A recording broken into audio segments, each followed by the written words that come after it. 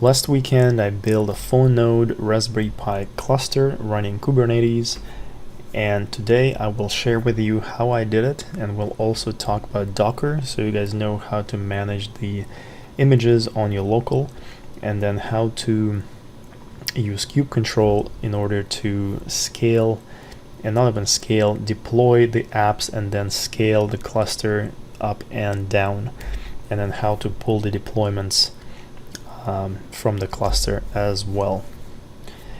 I will not be going too deep into the hardware. There's plenty of videos already about Raspberry Pi hardware and clusters, but I will leave all of the hardware components that I have used and that you may need in the video description. It will have links to Amazon. If you purchase the hardware using those links, I will actually get a coin from Amazon, and that is always appreciated. So let's go ahead and take a look at how I actually set up the cluster. And I used this tutorial by Casper Neeson, which is a great tutorial. It walks you through pretty much everything that you need to do, from installing the operating system on the SD cards to enabling SSHing into there, configuring the static IPs and the DNS, configuring the workers, the master nodes. All of that went through really well. There's one area where I did have problems. So this piece here, when you try to run the script, you may run into an issue which may tell you that the C group memory is not enabled, or C group is not enabled. So what you do in that case, you want to go into this file, which is located on each of the Raspberry Pis where you run that script. So you'll need to do it for each Raspberry Pi box that you have. So you go, you use nano, which is built in. You go to your boot and then cmdline.txt. That file at the very end over here will have the C group enable equals. So if it's set to 1 and you have an error, you can just change that to memory, save it, which is Control X, and then it will ask you if you want to save, hit Y, and then hit enter. So going back to this tutorial, one other issue that I had is the kubeadmin config YAML file. This config did not work for me, so if it doesn't work for you, you may want to skip this argument for the config. Just don't pass it in, just run sudo kubeadmin init, and that should do it. The rest of this tutorial is actually really accurate. So the next step is to create an application that we want to eventually deploy. So I'm over here in K8's test directory, which is my project directory, and if you look at the project, I have a Docker file, I have a deployment file, I have requirements, and I have source.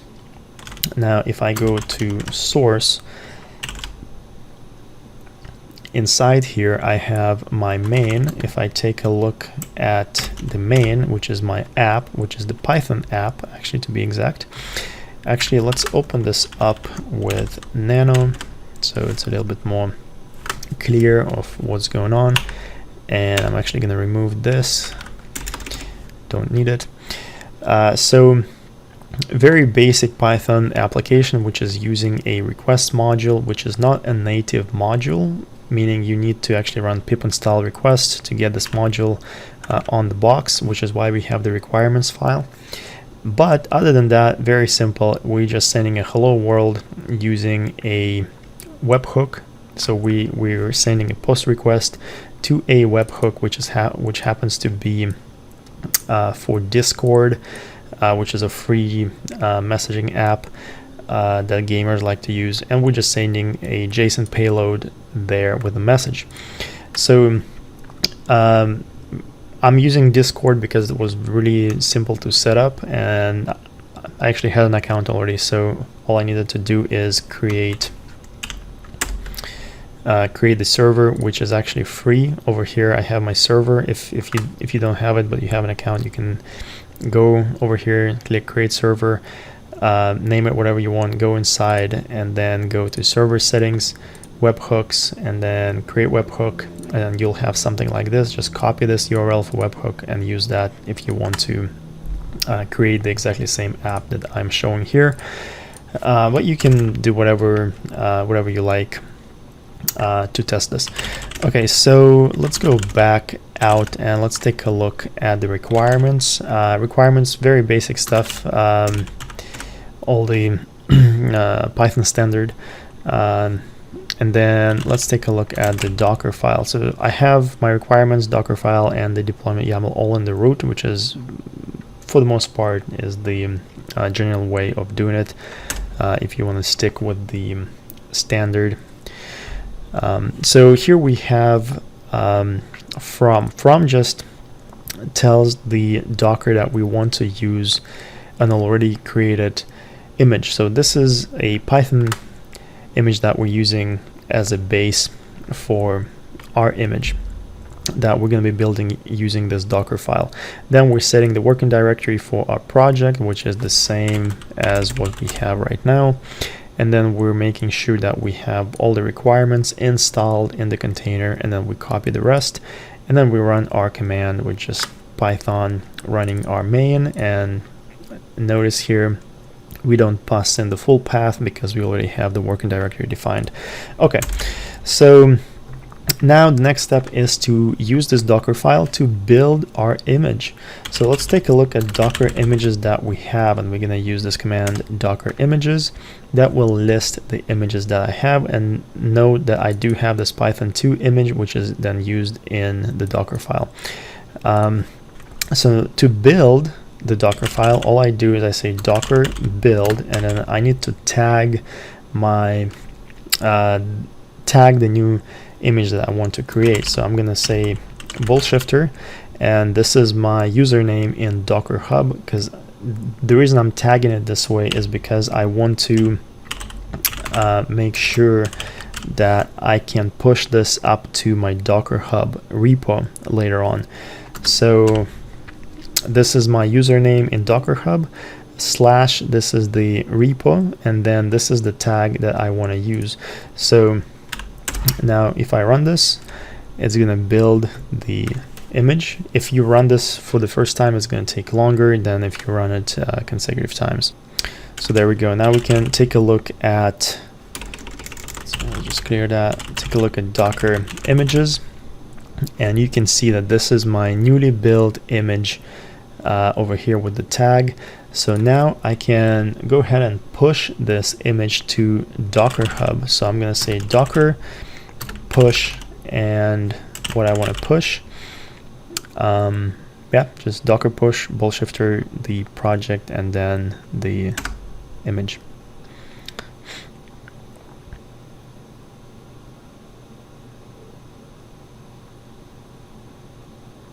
It takes a few seconds, pushes it up. So then if I go to my Dockerhub account, go into my repo, over here I can see that my image is actually has been uploaded. Now here you can see where the image has been created, which platform was used to create the image, and which architecture. If you're creating your image on Linux, it's not likely that it's going to work on Windows. And I say it's not likely because when I was actually researching this, some docs suggest that Windows can now run Linux containers. When I was trying this on GCP, Google Cloud Platform, it did not work for me. So I'm not sure how true that is.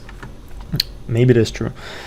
Anyway, so going down here, let's see what else we have left. So we have built image, we have pushed it up. We didn't run it though. Actually, that's what I should have done. I should have ran my image first. So before I push it up, I should have ran the image to make sure that it actually works. So we're gonna do docker run, and we're gonna run in detached mode, and so -d detached mode, and then we're gonna run our image, which is bullshifter /k8s test semicolon demo.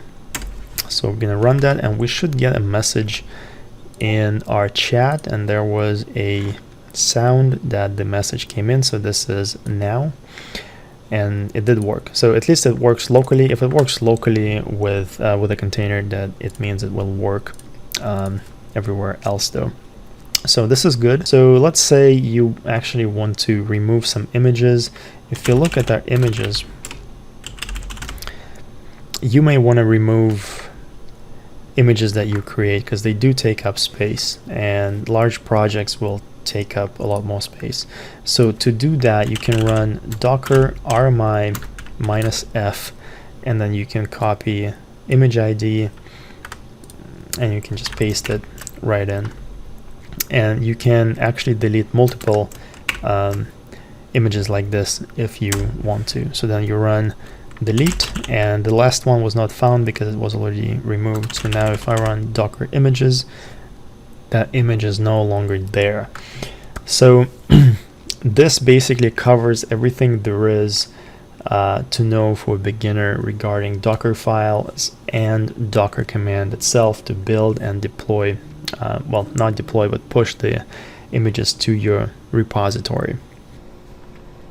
Okay, so now it's time to deploy our application. To do that, we'll need a YAML file for the deployment, and I have one, and it will be available on GitHub. Once you get it, you may want to change a few things. You might want to change the image that is used for the deployment. You may want to change the name, and you may want to change the replicas. Replicas basically controls how many pods you want to use to run your app, and pod means container. Okay, so, and to do the deployment, we're going to use kubectl. This is a command that allows you to manage your cluster. So the first thing we're going to do is we're going to check how many pods we have running right now, and there is no pods. Now let's also check how many nodes we have connected to the cluster. So we have 4, and remember this is a 4-node cluster, so each Raspberry Pi is a node, and each Raspberry Pi can actually run multiple pods. Okay, so now let's go ahead and use kubectl to create a deployment based on this deployment YAML. So we'll say kubectl create -f, pass in the YAML. Now you can also pass in a URL to the YAML if you're hosting it on a web server. Now let's check on the pods. Now I have 1 pod running here, and if I look over here, I see messages starting to come in. This is from that deployment that I just did. Now let's go ahead and scale this. Okay, because we can actually scale. So we will say kubectl scale, and then we'll mention what deployment we want to scale and what we want to scale. In this case, we want to scale replicas. Okay, and we need to mention how many. So I'll set it to 4. So it says it's scaled. Now if I take a look at the pods, we see that there are some pods that are being created. Now if I go in here, the messages should start coming in much faster, and that's exactly what's happening now. So this is extremely powerful. I just scaled my app to all 4 nodes on the cluster with just 1 command. Now with the same command, I can scale it down.